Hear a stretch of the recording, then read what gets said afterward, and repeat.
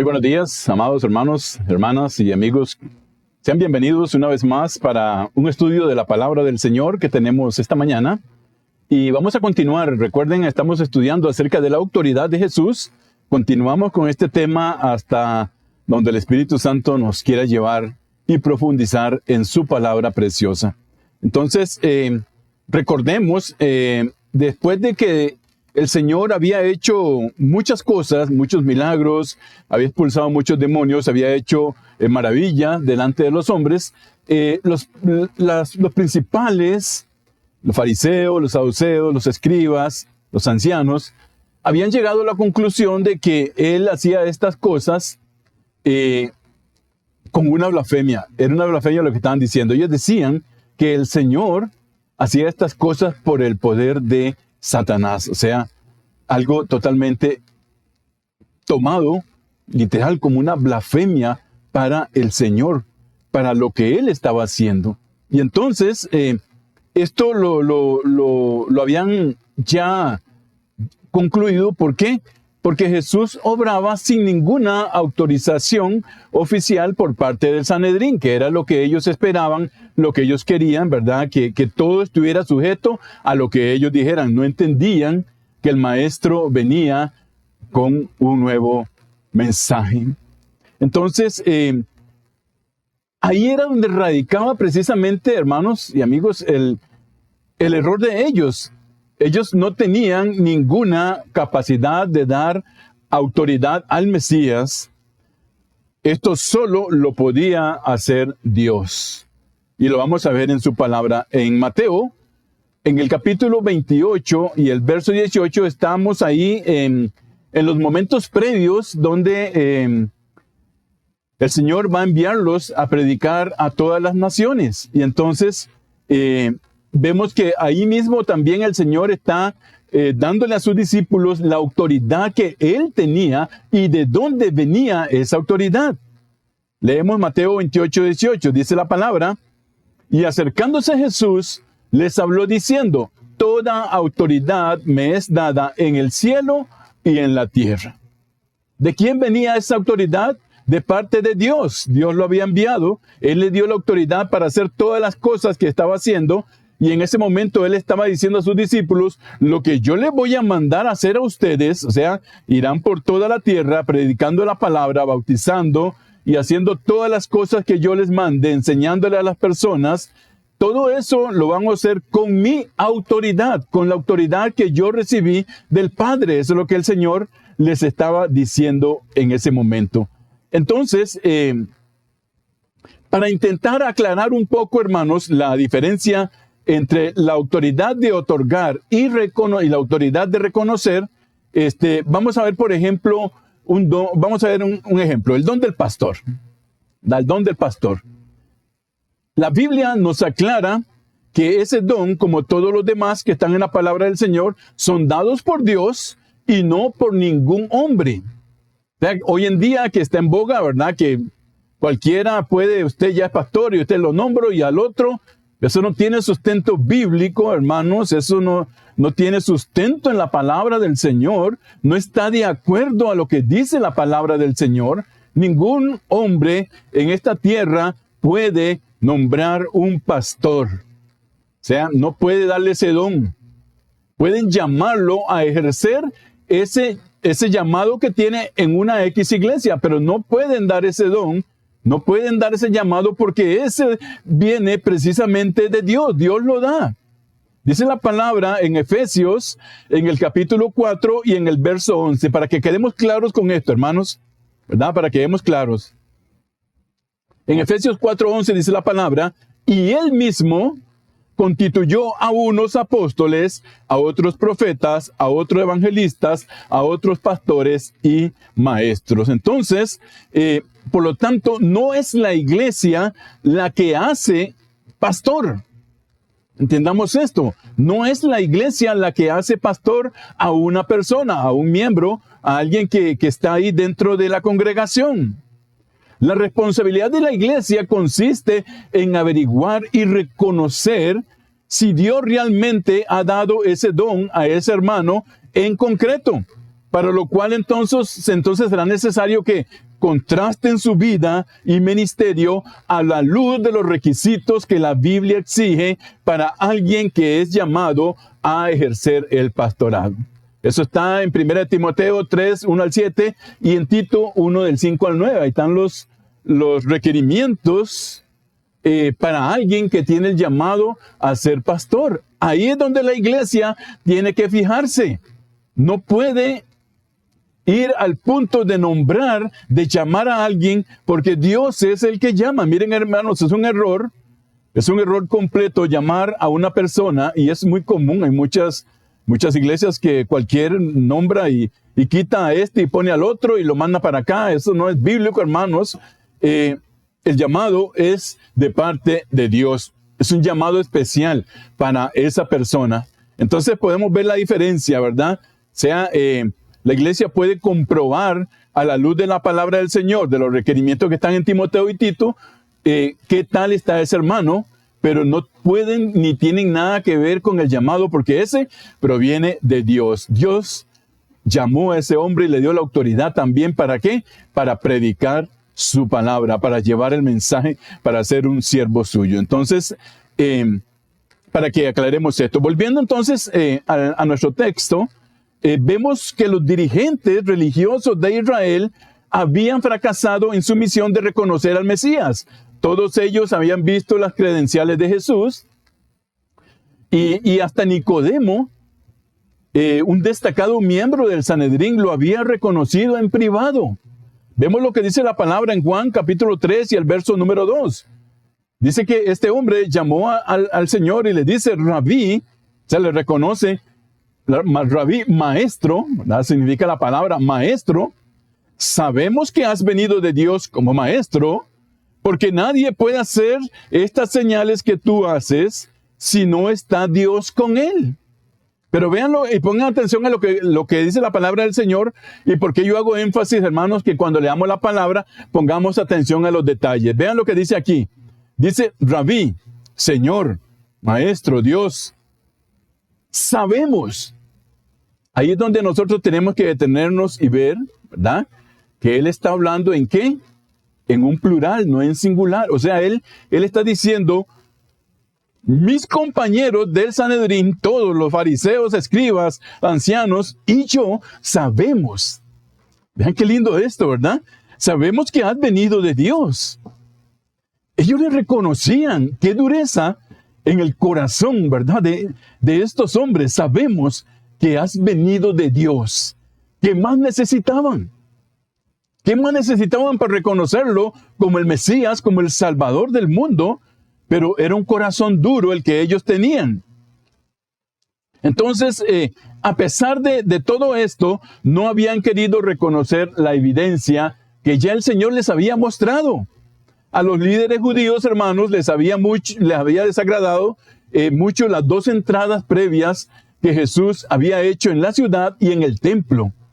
Y no habían querido considerar que estos dos casos fue en cumplimiento de lo que las Escrituras decían que el Mesías iba a hacer cuando Él viniera. O sea, ellos tenían el conocimiento de lo que estaba escrito en las profecías, pero no aplicaban esa palabra a sus vidas, no la reconocían como la palabra de Dios, hermanos. Vimos que la entrada triunfal de Jesús en Jerusalén, una ocasión les enseñé un poco acerca de esto, ¿verdad? Él entró, dice, sentado sobre un pollino. Fue el cumplimiento de lo anunciado por el profeta Zacarías en el capítulo 9 y el verso número 9. Dice la palabra ahí. Alégrate mucho, oh hija de Sión. Da voces de júbilo, oh hija de Jerusalén. He aquí tu rey viene a ti, justo, y trayendo salvación, humilde, y montado sobre un asno, sobre un pollino, hijo de asna. Y su visita al templo, hermanos, para limpiarlo como el Señor lo hizo, y en el tema que estamos ahora de la autoridad de Jesús, también se ajustaba perfectamente a lo que estaba escrito en las profecías de Malaquías, en el capítulo 3 y el verso número 1. Vean cómo esto estaba, hermanos, en la palabra del Señor. Por eso había una autoridad total en lo que Jesús hacía. Dios le dio, su Padre le dio esa autoridad, mis hermanos. Y esto es lo que los hombres, no era que no, es que se negaban a sabiendas a reconocer la autoridad del Señor. Cuando él entró en el templo y limpió todas las cosas y tiró lo que había ahí del mercado, Malaquías 3:1 dice: he aquí yo envío mi mensajero, el cual preparará el camino delante de mí, y vendrá súbitamente a su templo el Señor, a quien vosotros buscáis, y el ángel del pacto, a quien deseáis vosotros. He aquí viene, ha dicho Jehová de los ejércitos. Y a todo esto había que añadir, hermanos, también que los milagros que Jesús hacía, la autoridad con que él enseñaba, con que él contestaba, su poder sobre los demonios, su propia vida libre de pecado. A pesar de la claridad de las evidencias, ¿verdad? Y aquí les volvemos aquí, el Sanedrín no quiso reconocer a Jesús como el Mesías. O sea, sabían que él era, pero no le quisieron reconocer. En realidad, hermanos, al ignorar y negar el valor de todas estas pruebas, estaban colocándose a sí mismos como una autoridad superior a la palabra de Dios y al mismo Dios. Todo esto era realmente muy grave, hermanos, el error en que ellos estaban. Bueno, ¿cuáles eran las preguntas que ellos traían? Habían trabajado en ello toda la noche. De seguro el maestro no podría contestarlas. Eran infalibles estas preguntas. Las máximas mentes en ese momento las habían preparado. Así que ahora iban a demostrar ante el pueblo que él era un impostor y que no tenía ningún tipo de autoridad. He aquí las preguntas. ¿Con qué autoridad haces estas cosas? ¿O quién es el que te ha dado esa autoridad? Esas fueron las preguntas infalibles, ¿verdad? En la mente humana de esos hombres, duros de corazón, que no quisieron reconocer al maestro, pero que aún así persistían en ponerlo en ridículo, en que lo que él decía no era como él lo decía, y trataban de probarlo a toda costa. Y aquí están las dos preguntas. ¿Con qué autoridad haces estas cosas? ¿O quién es el que te ha dado esa autoridad? Miren, hermanos, el maestro vio la situación, él lo analizó, y entonces el Señor pasa a poner en evidencia la falta de coherencia espiritual que había en ellos, para lo cual entonces les hizo una pregunta acerca del bautismo de Juan. Vean ustedes que primero, y aquí el Señor les estaba demostrando la autoridad que él tenía. No les contestó las preguntas que ellos le hicieron, sino más bien les manda él una pregunta hacia ellos.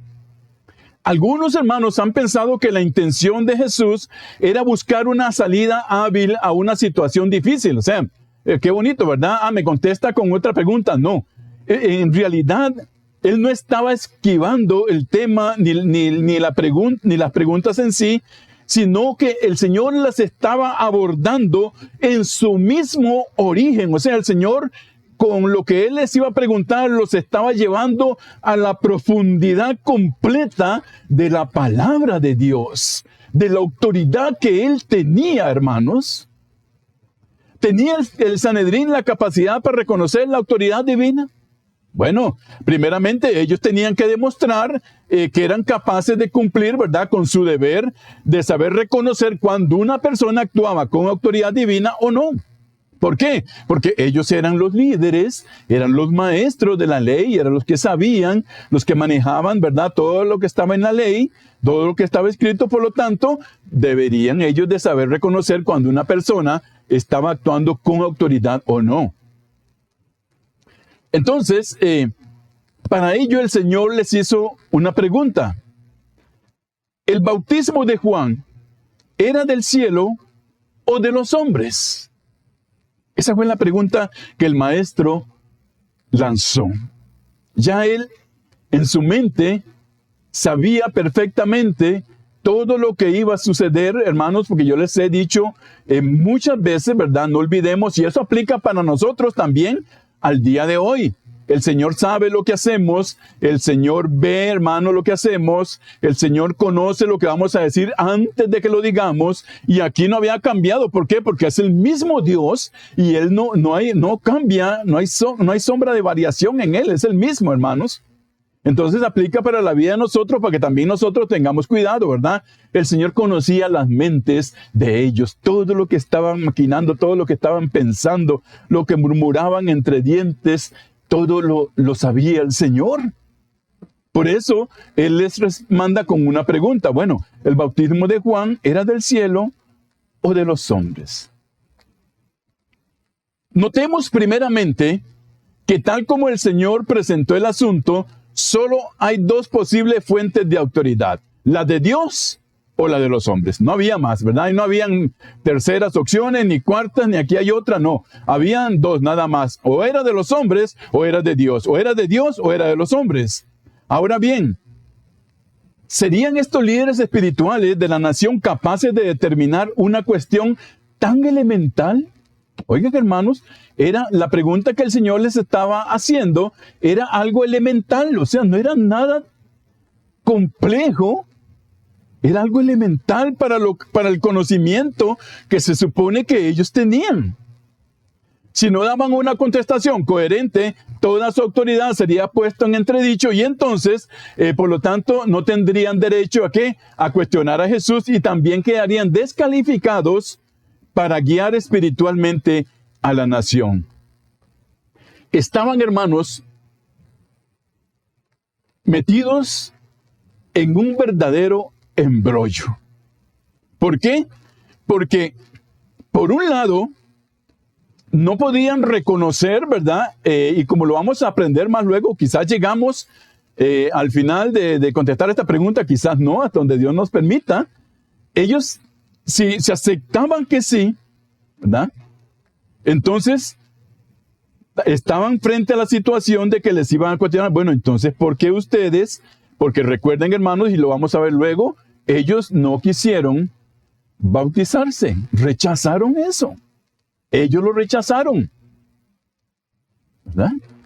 Entonces, no sabían, tenían dos formas de contestar y no tenían una idea clara de qué decir. Si decían una cosa, bueno, eran cuestionados y si decían la otra, el Señor les decía, bueno, entonces, ¿por qué ustedes no lo hicieron? Porque ustedes, entonces, llegaron a una conclusión que la vamos a ver luego. Para poder contestar, hermanos, y para que nosotros podamos, yo quiero llevarlos profundamente a todos los puntos que tienen que ver con esta pregunta que supuestamente es fácil y que ya ustedes me contestaron durante el tiempo que les mandé y en el chat que tenemos en la iglesia. Ya ustedes contestaron y están correctas, o sea, algo elemental, algo manejable, pero ellos, hermanos, no solamente tenían que cuidarse de lo que era también la parte de la palabra espiritual, sino de lo que dijeran los demás, lo que dijera el pueblo, lo que el pueblo viera en ellos. Entonces estaban, ¿verdad? No sabían qué decir. Por eso vamos a ir a la palabra y nos vamos a meter en ella, hermanos, para que vean por qué la respuesta a esta pregunta era que sí, que sí. Vamos a ver. Si ellos aceptaban entonces que Juan el Bautista era un profeta, esto implicaría necesariamente que también tendrían que dar su aprobación a la misión de Jesús, puesto que Juan dio testimonio de él. Estaba, número uno, hermanos, ¿cómo sabemos nosotros, verdad, que lo que Juan estaba haciendo era de parte de Dios? No era uno más que apareció ahí, ¿verdad? Como vemos a veces en las ciudades, hay alguien vestido con túnica y un palo ahí, una vara ahí, y diciendo que es un apóstol o que es, hermanos, esos son cosas falsas, esos son hombres que están equivocados, que están errados, que no han ido a la palabra del Señor, hermanos. Pero Juan, cuando él apareció predicando, era porque ya tenía primero un llamamiento de parte de Dios y también ya había sido profetizado en la palabra del Señor de que él iba a hacer ese trabajo. Entonces, dice la palabra, Isaías 40, del verso 3 al número 5, para que veamos la profecía de que sí, Juan había sido enviado por Dios a preparar, a alistar, y hermanos, no crean que solamente Juan se limitó, y vamos a verlo en la palabra del Señor, él no solo se limitó a decir arrepentidos porque el reino de los cielos se ha acercado. No, él, hermanos, estuvo haciendo maravillas también, estuvo haciendo cosas grandes porque tenía la autoridad de Dios para hacerlo, y más que la predicación, él se enfrentó también, hermanos, a esta gente que también iba a cuestionar a Jesús. Él también. Y vamos a verlo en la palabra del Señor, pero vamos a ver lo que dice ahorita Isaías 40, del 3 al 5. Dice, voz que clama en el desierto, preparad el camino a Jehová, endereza calzada en la soledad a nuestro Dios. Todo valle sea alzado y bájese todo monte y collado, y lo torcido se enderece y lo áspero se allane, y se manifestará la gloria de Jehová, y toda carne juntamente la verá, porque la boca de Jehová ha hablado. Esa voz que clama en el desierto, ese que iba a preparar el camino. Miren, hermanos, Juan predicó la palabra del Señor, él la enseñó también, enseñó que venía alguien, enseñó que traía un mensaje y estaba preparando al pueblo para que cuando el maestro llegara, ya la tierra estuviera preparada y entonces el Señor mismo sembrara el mensaje precioso que él traía al mundo. He aquí, el reino de los cielos se ha acercado. ¿Ven, los hermanos? Estaba profetizado que Juan iba a hacer este trabajo en Isaías 40, 3 al 5.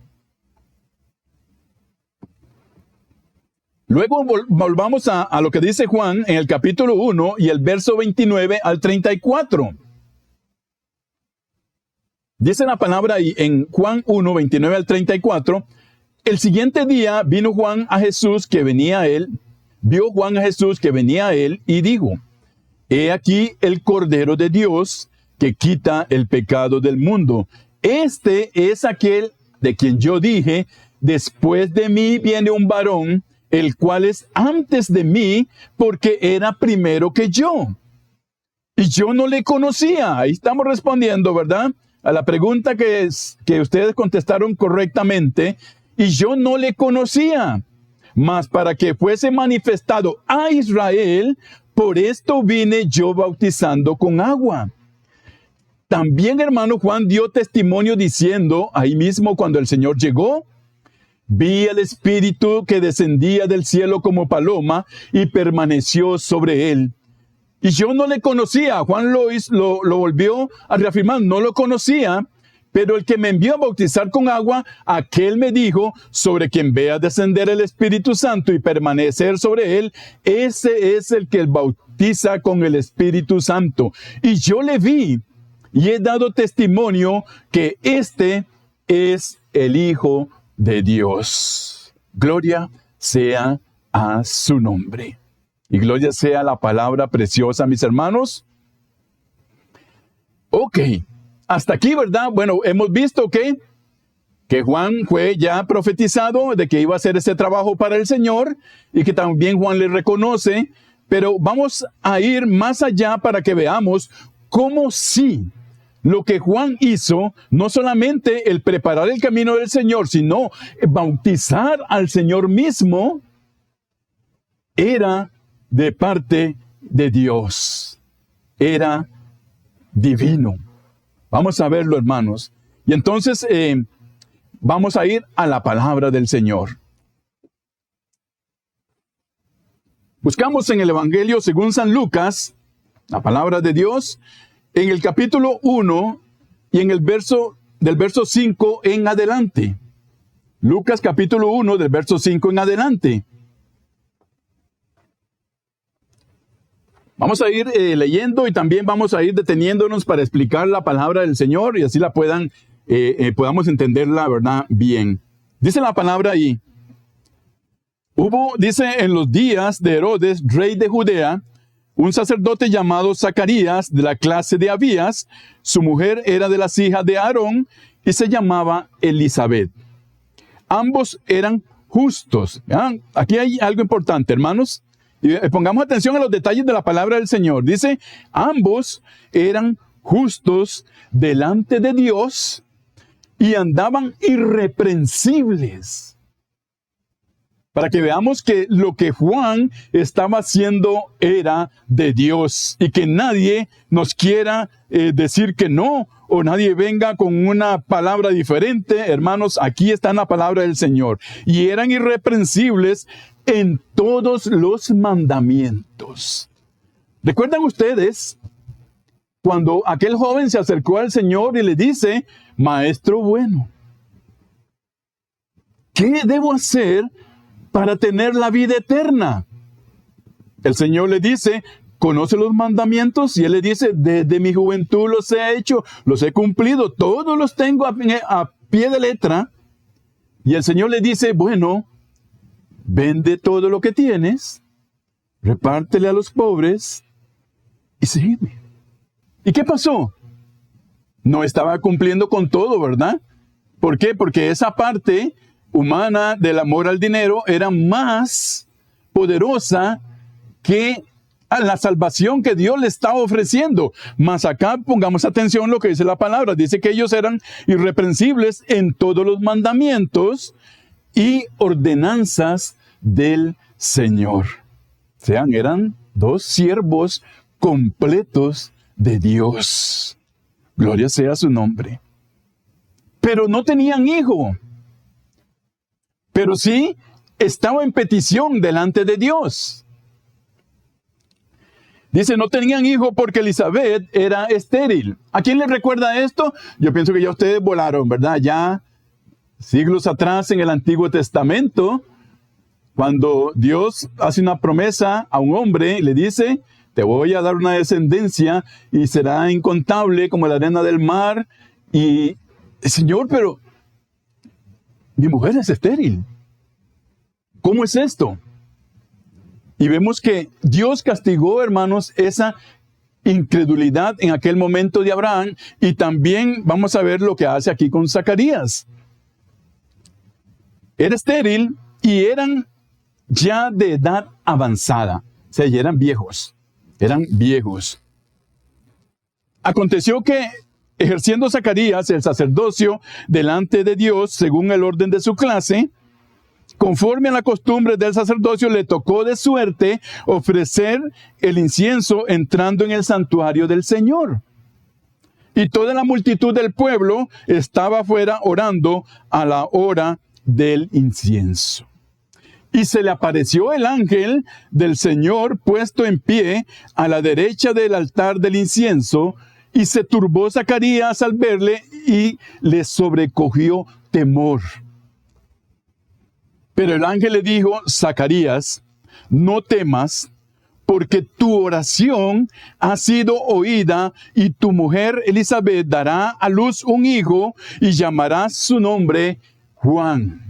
Vean, hermanos, ahí estaba, ¿verdad?, el llamamiento ya ante los ojos de Dios de ese niño que iba a nacer de esa mujer que era estéril, pero que Dios iba a revertir todo eso para honra y gloria de su nombre, ¿verdad? Qué preciosa la palabra de Dios, qué lindo esto, hermanos.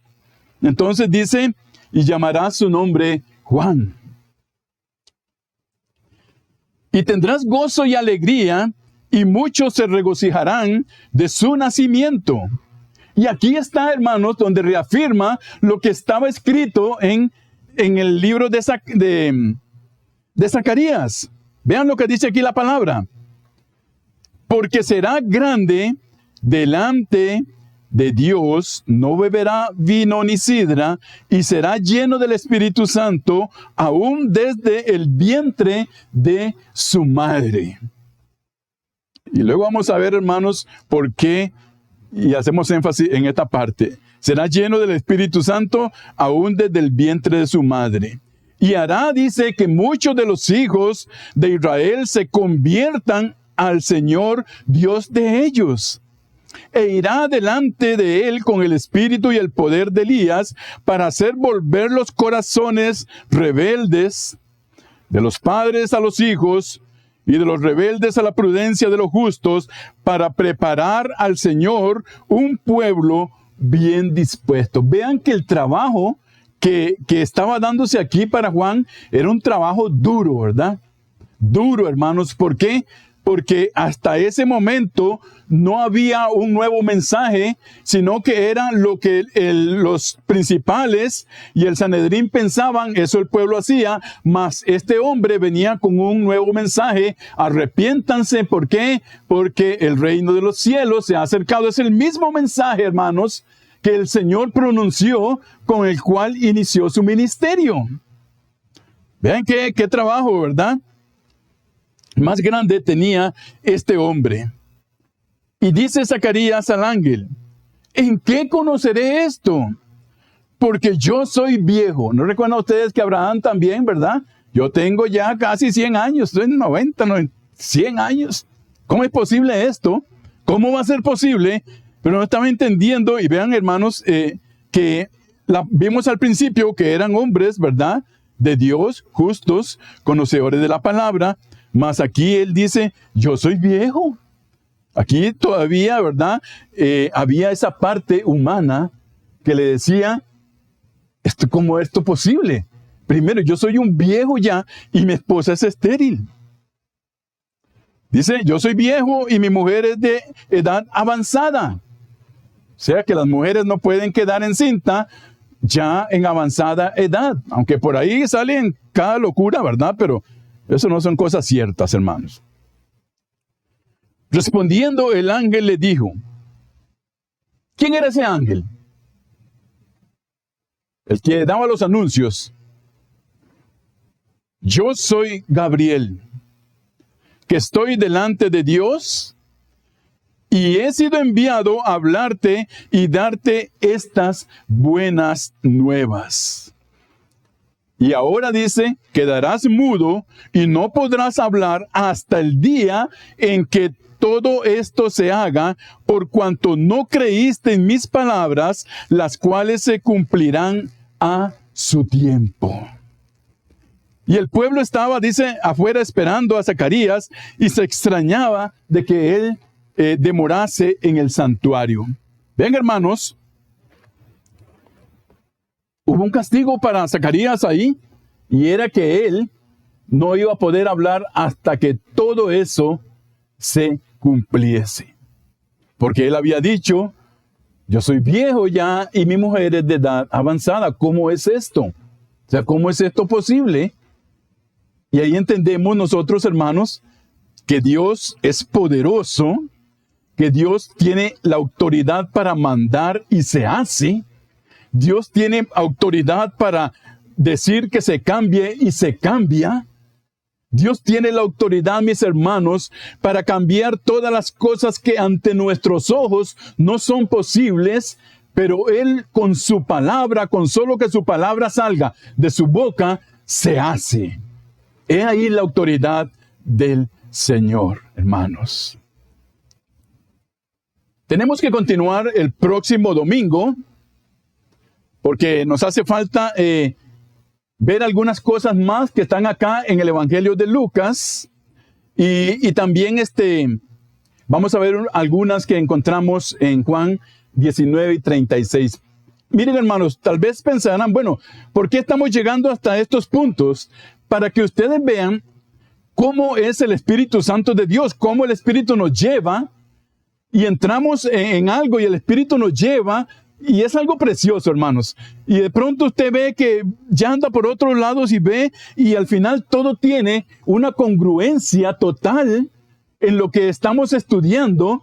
Por eso yo les he dicho muchas veces: no es leer, hermano y hermana, no se confunda. No es leer.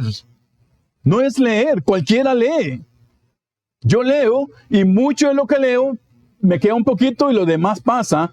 Pero cuando yo escudriño, Cuando yo estudio la palabra del Señor es diferente. ¿Por qué? Porque el Espíritu Santo me va a llevar a entender lo que yo estoy leyendo y Él mismo me va a llevar a otros versos en la palabra de Dios que vienen a reafirmar y que vienen a comprobar que lo que yo estoy leyendo es verdad. Entonces, hermanos, por eso una vez más les insto, no lea la palabra, escudriñe la palabra del Señor. Continuamos entonces el próximo domingo leyendo la parte que sigue de este evangelio y vamos a ver algunas cosas maravillosas, hermanos, y nos vamos a gozar, y yo se lo anuncio desde ahora, nos vamos a gozar, y yo creo que el Espíritu Santo también nos va a poner a nosotros así, ¿verdad? Cuando leamos lo maravilloso que es Dios, y cómo Él desde el vientre de su madre María, ya era Dios.